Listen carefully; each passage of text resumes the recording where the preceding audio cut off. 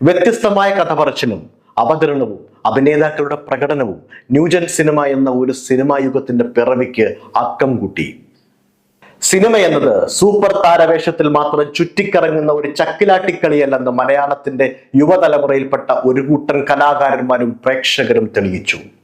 ആഷിഖ് കപൂർ സംവിധാനം ചെയ്ത് 2012 പുറത്തിറങ്ങിയ 22 ഫീമെയിൽ കോട്ടയം, ഫഹദ് ഫാസിൽ, റിമ കല്ലിങ്കൽ എന്നിവരോടൊപ്പം പ്രതാപ് പോത്തൻ, സത്താർ എന്നിവരും അഭിനയിച്ചിരുന്നു. സിനിമ ആസ്വാദനത്തിന്റെ വേറിട്ടൊരു കാഴ്ചയായിരുന്നു ഇതിൽ.